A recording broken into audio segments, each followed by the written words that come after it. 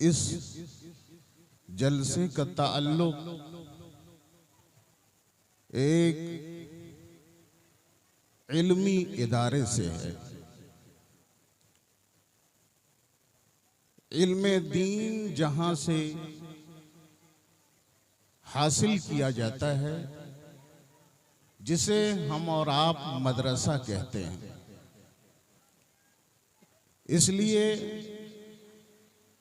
मदरसे के बारे में कुछ गुफ्तगू होनी चाहिए, कुछ बयान होना चाहिए।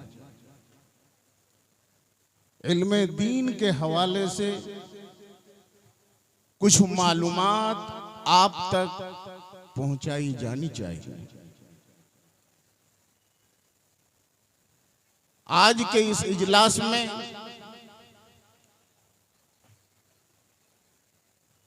हम सब के मरकज़े अक़ीदत, पीरे तरीक़त, रहबरे राह शरीयत, आले रसूल हज़रत सैयद शाह ख्वाजा मसूद अहमद कलीमी चिश्ती मुद्दज़िल्लुहुल आली के दस्ते मुबारक से इस मदरसे से फारिग होने वाले हाफिज़े कुरान के सर पे दस्तार बांधी जाएगी। हाफिज़े कुरान पूरे कुरान को अपने सीने में महफूज करता है। कौन कुरान? वो कुरान जिसके बारे में खुद रब फरमाता है, लौ अंज़लना हाज़ल कुरआन अला जबलिन लरअयतहु खाशिअन मुतसद्दिअन मिन खशियतिल्लाह। ये वो कुरान है कि अगर इस कुरान को पहाड़ों पर उतार दिया जाता तो ये कुरान इतना वजनी है, इसमें इतना ज्यादा वेट है, इतना ये भारी है कि इस कुरान के बोझ को पहाड़ बर्दाश्त न कर सकता। पहाड़ अल्लाह के खौफ से, अल्लाह के इस कलाम के जलाल के असर से रेजा रेजा हो जाता, टुकड़ा टुकड़ा हो जाता। ऐसा सकील भारी कलाम जिसे कुरान ने खुद कौलन सकीला कहा है, ये भारी कलाम है। इसका बोझ पहाड़ बर्दाश्त न कर सकता। जिस कलाम का बोझ पहाड़ बर्दाश्त न कर सके, खौफे खुदा से वो रेजा रेजा हो जाए। लेकिन उसी कुरान को एक 10 साल और 12 साल का बच्चा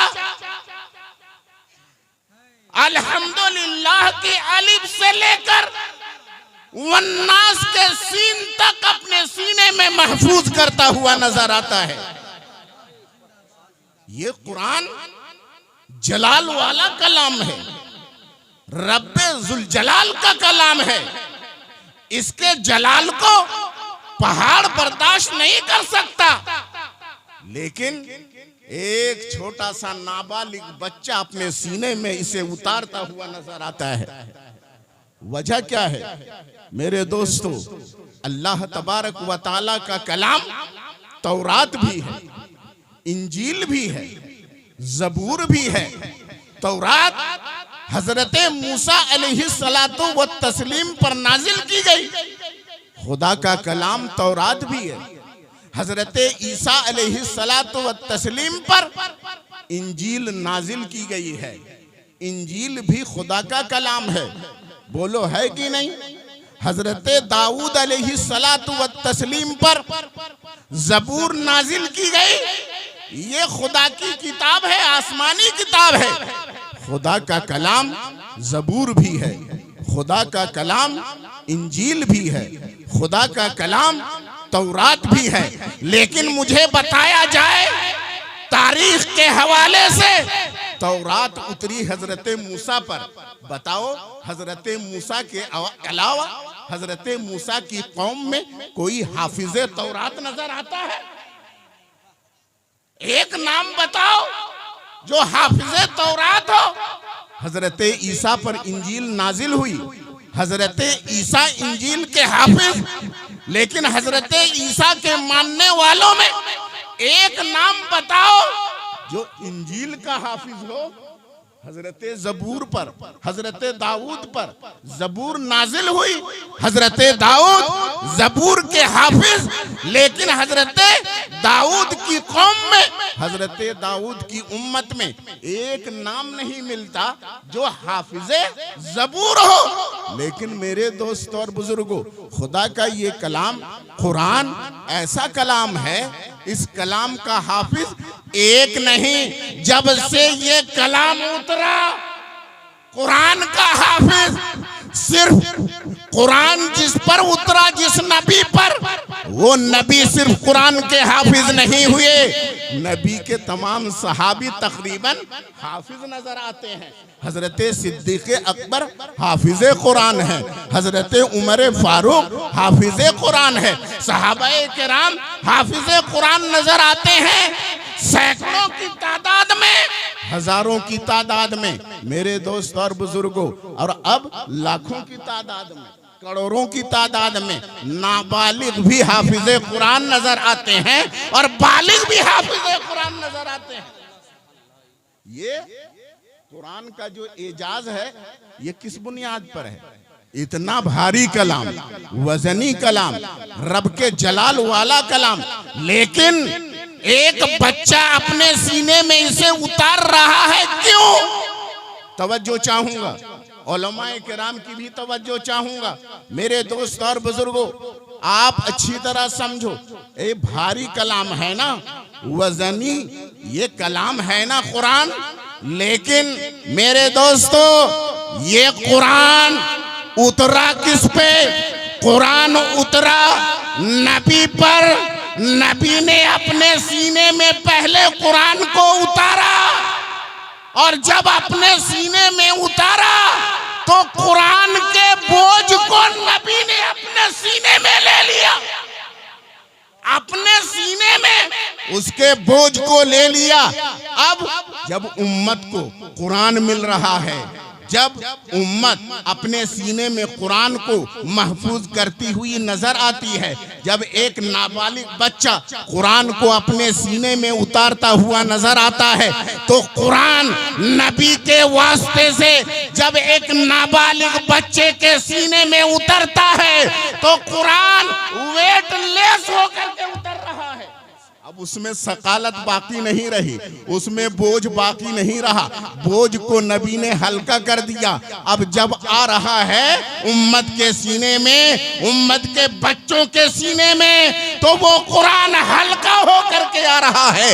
इसलिए एक बच्चा 30 पारे कुरान को अपने सीने में महफूज करता हुआ नजर आता है। मेरे दोस्त और बुजुर्गों, इसको इमाम बैज़ावी ने एक मिसाल से समझाया है।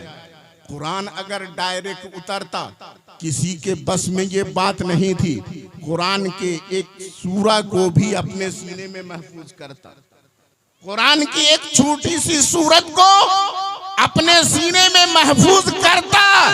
किसी के सीने में ये ताकत नहीं थी, लेकिन नबी के वास्ते से कुरान मिला, इसलिए पूरा कुरान एक नहीं, 1000 नहीं, लाखों और करोड़ों सीनों में महफूज होता हुआ नजर आ रहा है। मेरे दोस्तों, एक मिसाल दी है इमाम बैज़ावी ने, मैं उस मिसाल से समझा देना चाहता हूँ। आप हजरात भी जानते हैं, ये जो जिस्म के अंदर गोश्त है ना, गोश्त है और हड्डी है, इसी से तो ये बॉडी है। गोश्त है और हड्डी है। हड्डी किससे बनती है? हड्डी गोश्त से बनती है, आप लोग भी जानते हैं, है ना। और ये है, कुरान में भी है कि पहले शिकमे मादर में नुतफा पहुंचता है, फिर वो नुतफा बस्ता खून हो जाता है, जमा हुआ खून हो जाता है और फिर वो खून धीरे धीरे गोश्त का लोथड़ा हो जाता है। अब उस गोश्त से हड्डियां बनती हैं। बच्चा जब पैदा होता है तो हड्डियां नाजुक होती हैं कि नहीं, कमजोर होती हैं, और फिर जैसे जैसे वो बड़ा होता है तो हड्डियां मोटी होती चली जाती हैं। जवान होता है, हड्डियां मोटी हो जाती हैं।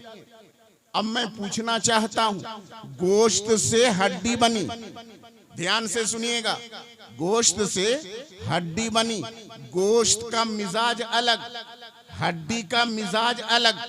गोश्त नरम होता है, गोश्त में गर्मी है, गोश्त में हरारत है, गोश्त में रुतूबत है, वो नरम भी है, गर्म भी है, और उसमें रुतूबत है, तरी है, तरी, उसमें खुश्की नहीं है। तो गोश्त के मिजाज में रुतूबत है, उसके मिजाज में नरमी है, उसके मिजाज में रुतूबत है, तरी है, और हड्डी के मिजाज में सख्ती है। हड्डी सख्त होती है, हड्डी खुश्क होती है, उसमें तरी नहीं होती। हड्डी के मिजाज में खुश्की, हड्डी के मिजाज में सख्ती, वो नर्म नहीं है। मेरे दोस्तों, अब मैं पूछना चाहता हूं, गोश्त का मिजाज अलग है, हड्डी का मिजाज अलग है, लेकिन हड्डी गोश्त से ग़िज़ा हासिल करती है, हड्डी गोश्त से ग़िज़ा लेती है, और हड्डी मोटी होती है, लेकिन मिजाज अलग अलग है। ऐसा हो नहीं सकता कि डायरेक्ट हड्डी गोश्त से ग़िज़ा हासिल करे। इसलिए अल्लाह तबारक व तआला ने बीच में, यानी हड्डी और गोश्त के बीच में एक परत रख दी है, एक परत रख दिया है। वो जो परत है, वो परत ना हड्डी की तरह है, ना गोश्त की तरह है। हमारे यूपी की जबान में उसको कुर्री कहते हैं। हड्डी की तरह है, लेकिन वो कुछ नर्म है, उसे चिबाओ तो चिबा सकते हो। तो हड्डी और गोश्त के बीच में एक तह है, एक परत है, एक लेयर है, और वो लेयर ना उसे हम गोश्त कह सकते हैं, ना उस लेयर को ना हम उसे हड्डी कह सकते हैं, लेकिन दोनों का मिजाज लिए हुए है। कुछ उसमें नरमी है, कुछ उसमें सख्ती है, कुछ नरमी का मिजाज, यानी कुछ गोश्त का मिजाज है और कुछ हड्डी का मिजाज है। दोनों का मिजाज लिए हुए है। वो लेयर दोनों का मिजाज इसलिए लिए हुए है ताकि गोश्त से ग़िज़ा हासिल करे और हड्डी को ट्रांसफर कर दे। अगर वो लेयर ना हो तो हड्डी ग़िज़ा हासिल नहीं कर सकती, मोटी नहीं हो सकती है। इसलिए रब की हिकमत ने क्या किया, हड्डी और गोश्त के बीच में एक लेयर रख दिया जो हड्डी से भी मुशाबे है और गोश्त के भी मुशाबे है। मेरे दोस्तों और बुजुर्गों, मैं आपको समझाना चाहता हूँ, अल्लाह तबारक व तआला, उसका कलाम, अल्लाह का कलाम बेमिसाल, अल्लाह ताला बेमिसाल, वो खालिक है, किसी मखलूक की तरह नहीं है। अल्लाह तबारक व तआला जलाल वाला है, उसका कलाम जलाल वाला है। उसका कलाम डायरेक्ट किसी उम्मत तक नहीं पहुंच सकता था, कम्युनिकेशन होना चाहिए, मुनासिब राबता होना चाहिए। मैं आपको मिसाल से समझा दूं, मेरी बात आप तक पहुंचेगी तो उसके लिए कम्युनिकेशन होना चाहिए, राबता होना चाहिए। अगर आप बहुत दूर हैं और कोई राबते की चीज नहीं है, अगर ये माइक ना होता तो जो मजमा के आखिर में जो लोग हैं वो मेरी बात को समझ ना सकते। क्यों? इसलिए कि कम्युनिकेशन का गैप है, यहाँ राबता नहीं है, बीच में माइक वास्ता है। तवज्जो चाहूंगा, बीच में माइक वास्ता है। अगर ये वास्ता न होता तो मैं मजमा के आखिर में जो लोग खड़े हैं उन तक अपनी आवाज ना पहुंचा नहीं सकता था। मेरे दोस्तों और बुजुर्गों, तो कम्युनिकेशन होना चाहिए, मुनासिब राबता होना चाहिए। अल्लाह खालिक, हम मखलूक, अल्लाह वाजिब, हम मुमकिन, अल्लाह ला यजाल, ला फानी, हम फानी, अल्लाह वाजिब, हम फानी, अल्लाह खालिक, हम मखलूक। खालिक के कलाम को मखलूक कैसे समझ सकता है? खालिक के कलाम को मखलूक अपने सीने में कैसे महफूज रख सकता है? मेरे दोस्तों, तो समझने वाला और समझाने वाला दोनों में मुनासिब वास्ता होना चाहिए, मुनासिब राबता होना चाहिए। मखलूक में और खालिक में कोई मुनासिबत ही नहीं है, कोई राबता ही नहीं है। इसलिए जरूरी था कि कुरान को मखलूक के सीने में जब उतारा जाए तो एक ऐसा वास्ता हो जिसका ताल्लुक खालिक से भी हो और जिसका ताल्लुक मखलूक से भी हो। ऐसा राबता होना चाहिए जो आम मखलूक की तरह ना हो और जो खालिक की तरह भी ना हो। ना वो खालिक हो, ना वो आम मखलूक हो, ना वो वाजिब हो, ना वो आम मुमकिन की तरह हो।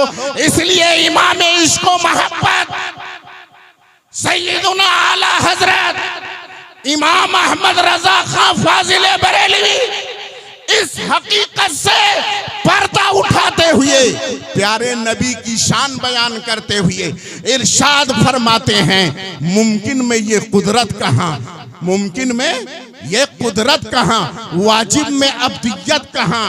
हैरान हूँ, है ये भी खता, ये भी नहीं, वो भी नहीं, और उसके बाद फैसला करते हैं। जो चाहूंगा, हैरान हूं मैं, क्या कहूं या रसूल अल्लाह, आपको आम मुमकिन नहीं बोल सकता, आम मखलूक आपको बोल नहीं सकता, और आपको खालिक भी नहीं कह सकता, आपको मैं वाजिब भी नहीं कह सकता। लेकिन देखता हूं जब, तो मखलूक में तो वो कुदरत नहीं, मुमकिन में ये कुदरत कहाँ कि इशारा कर दे तो चांद के दो टुकड़े हो जाए। मुमकिन में ये कुदरत कहाँ है कि उंगलियों की घाइयों से पानी के चश्मे निकाल दे। मुमकिन में ये कुदरत कहाँ है कि चंद आदमियों का खाना हो और सैकड़ों लोगों को काफी हो जाए। मुमकिन में ये कुदरत कहाँ, वाजिब में अब्दियत कहाँ। या रसूल अल्लाह, आपको जब देखता हूँ चांद के दो टुकड़े होते हुए, डूबे हुए सूरज को पलटाते हुए, जब देखता हूँ उंगलियों की घाइयों से पानी के चश्मे निकालते हुए, तो या रसूल अल्लाह सोचता हूँ आप तो मुमकिन नहीं है। लेकिन अगर वाजिब कहूँ, अगर मैं खालिक कहूँ, तो खालिक जो होता है वो अब्द कहाँ होता है, वो बंदा कहाँ होता है। खालिक तो माबूद होता है, तो वाजिब में अब्दियत कहाँ। और आप तो हैं अब्द, आप तो हैं बंदे, रब के आप बंदे हैं। तो हैरान हूं, है ये भी खता, ये भी खता। अगर वाजिब कहूं ये भी खता है, अगर आम मुमकिन कहूं ये भी खता है, तो क्या कहूं या रसूल अल्लाह, आपको क्या कहूं। तो फरमाते हैं, हक ये है कि है अब्दे इलाह और आलमे इम्का के शाह। हक ये है कि आप खुदा के बंदे हैं, लेकिन आम बंदों की तरह नहीं है, सारे बंदों के आप बादशाह हैं। हक ये कि हैं अब्दे इलाह और आलमे इम्का के शाह। बरज़ख है वो, सिर्रे खुदा ये भी नहीं, वो भी नहीं। वास्ता हैं आप, सिर्रे खुदा हैं, खुदा के राज हैं या रसूल अल्लाह, बीच के वास्ता हैं आप या रसूल अल्लाह। हक यही है मेरे दोस्त और बुजुर्गों। जब कुरान उतरा, नबी पर कुरान उतरा, तो सहाबा इकराम बयान करते हैं, हजरत अब्दुल्ला इब्ने मसऊद रदियल्लाहु ताला अन्हु बयान फरमाते हैं, एक मर्तबा मैं नबी पाक सल्लल्लाहु ताला अलैहि वसल्लम के साथ सफर की हालत में था। एक जगह पड़ाव था, मेरे आका मेरे जानू पर अपने सरे मुबारक को रखकर आराम फरमा रहे थे, इतने में वही का नुज़ूल होना शुरू हो गया, वही उतरना शुरू हो गई। और ऐसा महसूस हो रहा था कि वही के बोझ से मेरी रान टूट जाएगी।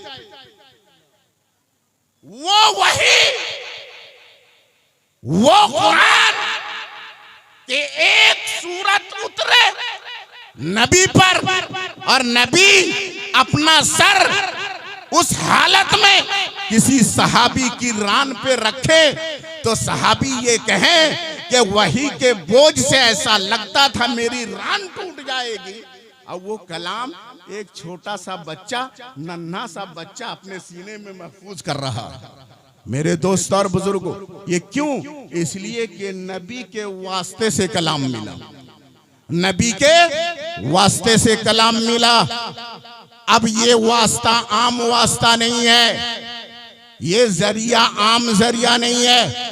अरे भैया, आप लकड़ी को काटते हो ना, तो ये आरा वास्ता है कि नहीं?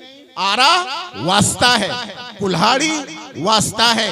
लेकिन जैसे ही आपका मकसद खत्म हो गया, अब आरी बेकार है, कुल्हाड़ी बेकार है, अब उसकी जरूरत नहीं है। लेकिन मेरे दोस्त और बुजुर्गों, नबी की जरूरत हर वक्त है।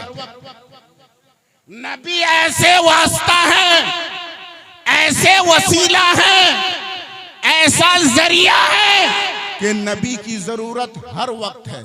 जब तक ईमान वाले रहोगे, नबी की जरूरत रहेगी। ईमान वाले जब तक रहोगे, नबी की जरूरत होगी। मेरे दोस्तों और बुजुर्गों, और अगर दुनिया में आम तौर पर हलाक नहीं होना चाहते हो, नबी की जरूरत रहेगी। नबी चूंकि हमारे लिए अल्लाह तबारक व तआला के बीच में, मखलूक के बीच में, खालिक के बीच में वास्ता है, और ये वास्ता तमाम रब के फयूज को बंदों तक पहुंचाने वाले हैं। इसलिए जितने भी फयूज मिलेंगे, वो सारे फयूज के वास्ता नबी है। तो जो लोग कहते हैं ना कि नबी की जरूरत नहीं है, माज़अल्लाह, हकीकत में वो इस्लाम तक पहुंचे ही नहीं है, हकीकत में इस्लाम तक पहुंचे ही नहीं। मेरे दोस्तों और बुजुर्गों, ये जो है ना, जैसे ही अलिफ लाम मीम एक बच्चा तिलावत करता है, जैसे ही एक हाफिज़े कुरान हिफ्ज़े कुरान की इब्तिदा करता है, अलिफ लाम मीम ज़ालिकल किताब वो पढ़ना शुरू करता है, तो हदीस पाक में आया है कि जो बच्चा अलिफ लाम मीम की तिलावत करता है, तो उसकी तिलावत की बरकत से 40 दिनों के लिए उसके मरहूम बाप की कब्र से अजाब उठा लिया जाता है। मेरे दोस्तों और बुजुर्गों, अलिफ लाम मीम ज़ालिकल किताबु ला रैब फी, मैंने कुरान की आयत तिलावत की। अलिफ लाम मीम एक आयत है, अलिफ लाम मीम। कुछ माना आपके समझ में आया? आपने इसका कोई माना मतलब समझा? बोलिए। हमारे उलमाए किराम से पूछो, आप लोगों ने कुछ समझा? उलमाए किराम क्या कहेंगे? हमने भी कुछ नहीं समझा। चलो किसी मुफस्सिर कुरान से पूछा जाए, आपने कुछ समझा? मुफस्सिर यही कहेगा हमने नहीं समझा। किसी मुहद्दिस से पूछो, आपने अलिफ लाम मीम का माना समझा? वो भी यही कहेंगे मैंने नहीं समझा।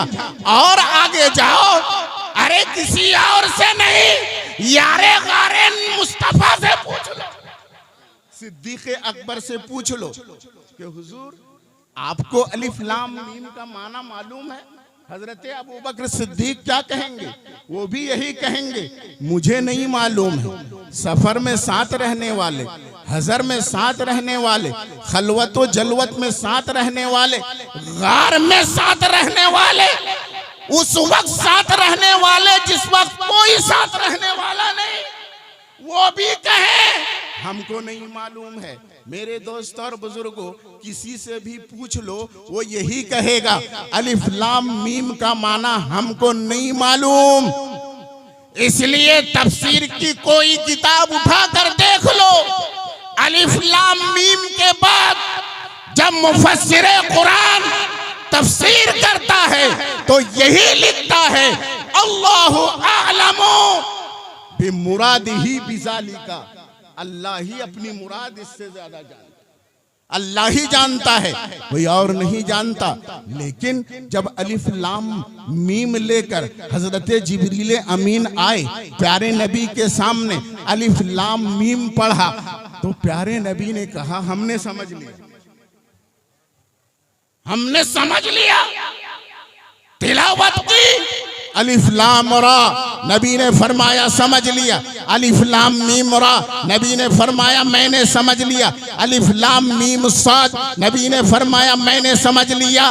काफ, नबी ने फरमाया मैंने समझ लिया। काफ हा या ऐन साद, नबी ने फरमाया मैंने समझ लिया। अब सवाल पैदा होता है, कुरान में कुछ आयतें ऐसी हैं जिन्हें हुरूफे मुक़त्तआत कहते हैं, जो सूरतों के शुरू में कुछ हुरूफ आते हैं, जैसे अलिफ लाम मीम काफ, अलिफ लाम मीम साद, अलिफ लाम रा, अलिफ लाम मीम रा, इस तरह के जो हुरूफ आए हुए हैं इनको हुरूफे मुक़त्तआत कहा जाता है। इनका माना किसी को नहीं मालूम, सहाबा को नहीं मालूम, ताबईन को नहीं मालूम, तबे ताबईन को नहीं मालूम, मुफस्सिरीन को नहीं मालूम, मुहद्दिसीन को नहीं मालूम, फुक़हा को नहीं मालूम, उलमा को नहीं मालूम, सूफिया को नहीं मालूम। जब माना मालूम ही नहीं तो कुरान में लाने का फायदा क्या है?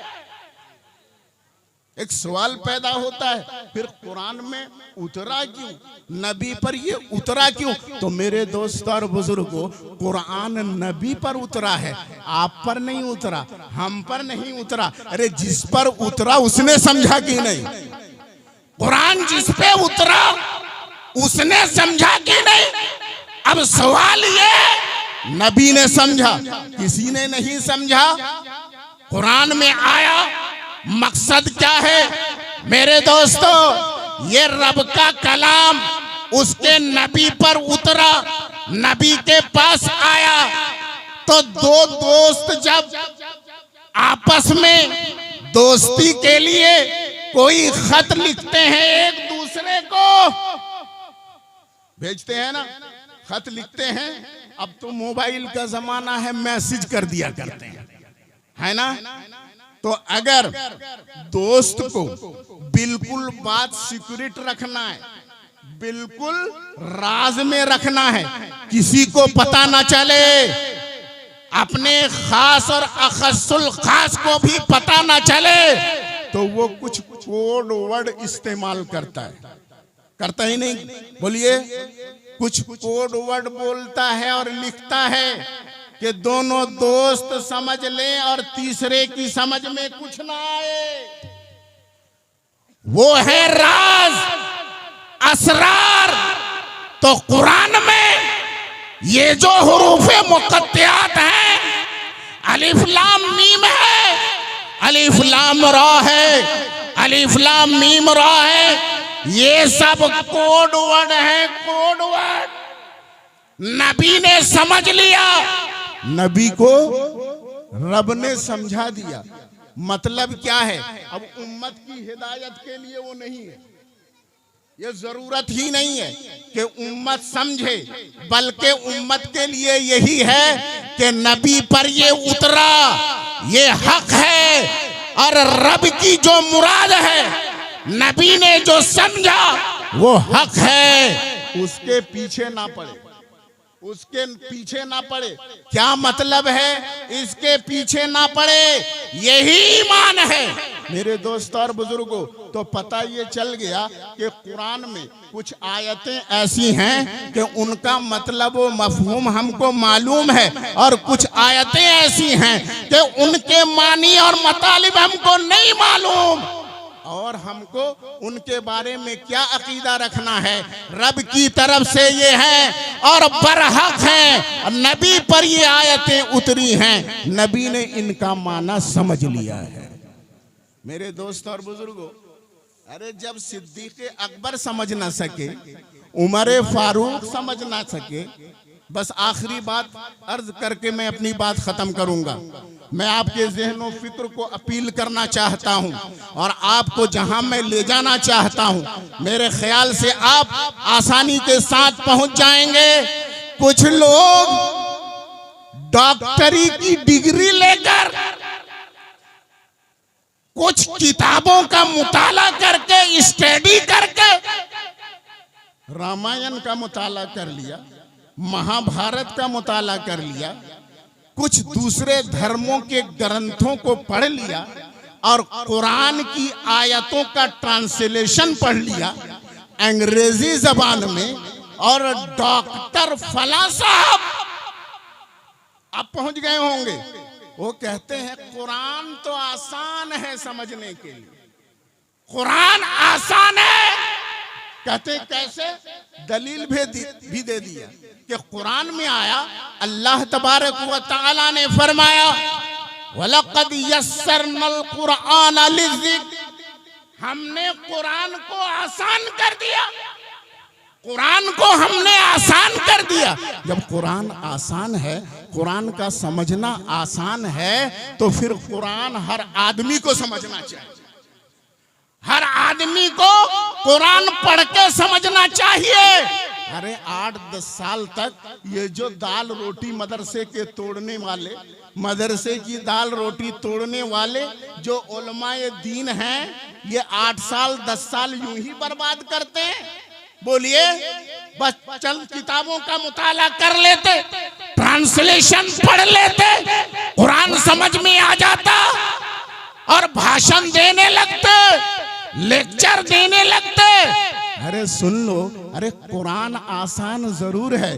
किसके लिए आसान है? इस गुमराह ने समझा ही नहीं। कुरान आसान है लेकिन उसके लिए है जिस पे उतरा है। कुरान आसान है उसके लिए जिस पे उतरा है। अब उसने समझाया तो हमने समझा, मुफस्सिरीन ने समझा, मुहद्दिसीन ने समझा, अइम्माए दीन ने समझा। समझना आसान है लेकिन जब समझा जाए नबी के वास्ते से, नबी के इश्क के वास्ते से, नबी की मोहब्बत के वास्ते से, वरना क्या कुरान की तफसीर लिखने वाले गुमराह नहीं हुए? बोलिए, हुए कि नहीं? कुरान की तफसीर लिखने वाले गुमराह हुए कि नहीं? मैं नाम ले लूं? बोलिए, ले लूं ना? क्या अशरफ अली थानवी क्या कुरान की तफसीर नहीं जानता था? पढ़ना नहीं जानता था? तफसीर भी लिखती। रशीद अहमद गंगोवी, क्या उसने कुरान की तफसीर नहीं पढ़ी थी? खलील अहमद अम्बेडवी क्या कुरान की तफसीर नहीं पढ़ी थी? क्या इब्ने तैमिया ने कुरान की तफसीर नहीं पढ़ी थी? अरे वो तो इतना बड़ा आलिम था, इतना बड़ा आलिम था कि इब्ने तैमिया के शागिर्द इमाम इब्ने कसीर, इमाम ज़हबी इरशाद फरमाते हैं, उस्ताद बहक गया, शागिर्द हिदायत पे रहा। ये भी खुदा की करिश्मा साजी देखिए। उस्ताद बहक गया और शागिर्द हिदायत पे कायम रहा। वो शागिर्द कह रहे हैं, मेरे उस्ताद का पहले हाल ये था कि जब वो मिंबर पर खड़े होते थे और जब कुरानी आयतें बयान करते थे, ऐसा लगता था कुरान की आयतों की तफसीर जब बयान करते थे, ऐसा लगता था कि उनकी जबान पे तफसीर दुर्रे मंसूर है, तफसीर नसफी है, तफसीर कशाफ है, सारी तफसीर की किताबें जबान पे हैं। ऐसा लगता था। और जब हदीसें पढ़ने लगते थे तो ऐसा लगता था कि सहीहैन उनको अज़बर हैं, बुखारी और मुस्लिम की सारी हदीसें उन्हें अज़बर हैं। लेकिन क्या वो हिदायत पे बाकी रहा? इब्ने तैमिया, उलमा से पूछिए, इतना बड़ा आलिम होने के बावजूद गुमराह हो गया, बहक गया। मेरे दोस्त और बुजुर्गों, मैं आपके जहन को वहां तक ले जाना चाहता हूं। पढ़ा तो था लेकिन इश्क से खाली था, मोहब्बत रसूल से खाली था, औलियाए किराम की मोहब्बत से खाली था। बेइश्क मोहम्मद पढ़ते हैं जो बुखारी, आता है बुखार उनको बुखारी नहीं आती। मेरे दोस्त और बुजुर्ग, इन बुखारी पढ़ने वालों ने पढ़ा तो जरूर, नबी की हदीसें पढ़ी, नबी के अक़वाल पढ़े, तफसीर की किताबें पढ़ी, लेकिन नबी के नूर से इस्तिफादा नहीं किया, नूरे नबी से इस्तिफादा नहीं किया। आखिरी बात, कुरान को नूर कहा गया कि नहीं? ये किताब नूर है ना, कुरान नूर है ना, और नूर का मतलब क्या? लाइट है ना, प्रकाश, ये लाइट। कुरान नूर है, अब नूर है तो रोशनी तो सबको मिलेगी ना, सबको रोशनी मिलनी चाहिए। लेकिन अबू लहब को रोशनी क्यों नहीं मिली? अबू जहल को रोशनी क्यों नहीं मिली? उतबा व शैबा को रोशनी क्यों नहीं मिली? इब्ने तैमिया को रोशनी क्यों नहीं मिली? कासिम नानतवी को रोशनी क्यों नहीं मिली? अब्दुल रशीद गंगोवी को, रशीद अहमद गंगोवी को रोशनी क्यों नहीं मिली? ये किताब जब नूरे हिदायत है तो फिर ये गुमराह क्यों हुए? किताब पढ़कर गुमराह क्यों हुए? अरे भाई, लाइट में भी कोई गुमराह होता है, रास्ता भटकता है। हाथ में टॉर्च हो, लाइट हो, फिर वो रास्ता भटक जाए? क्या ऐसा भी हो सकता है? तो हाथ में कुरान है, फिर क्यों भटक गया? नूर है, फिर क्यों भटक गया? मैं आपकी तवज्जो ले जाना चाहता हूं। अरे नूर यकीनन हिदायत देने वाला है, रोशनी से यकीनन हिदायत मिलेगी, लेकिन मेरे दोस्तों, इससे हिदायत लेने के लिए भी एक नूर चाहिए। मेरी बात नहीं समझे? नूर से हिदायत लेने के लिए, रास्ता देखने के लिए भी एक नूर चाहिए। अंधे के हाथ में टॉर्च दे दो, क्या रास्ता देखेगा? बोलो, देख पाएगा भाई? अंधा हो, उसको ये लाइट नजर आएगी? ट्यूबलाइट नजर आएगी? और उसके हाथ में टॉर्च दे दो, लालटेन दे दो, बल्ब दे दो, उसके सामने बोलो, कर दो, कुछ देखेगा? वो देख सकेगा? नहीं। क्यों नहीं देख सकेगा? आप देख रहे हो, वो नहीं देख पा रहा। क्यों? इसलिए कि नूर से हिदायत लेने के लिए, नूर से रास्ता देखने के लिए आंखों में नूर होना चाहिए, आंखों में नूर होना चाहिए। मेरे दोस्तों, बिला तमसील ये समझ लो, किताबुल्लाह ये नूरे हिदायत है। जब तक नूरे मुस्तफा से अपने सीने को मुनव्वर नहीं करोगे, हिदायत नहीं मिल सकती, रास्ता नहीं दे सकते हो। इसलिए ऐलान फरमा दिया आला हजरत ने, बरज़ख है वो सिर्रे खुदा, ये भी नहीं वो भी नहीं। मेरे दोस्त और बुजुर्गों, मौला तबारक व तआला हम सबको सच्चा आशिक रसूल बनाए, औलियाए किराम का सच्चा पक्का आशिक बनाए, उनके कहे हुए पर अमल करने की तौफीक अता फरमाए।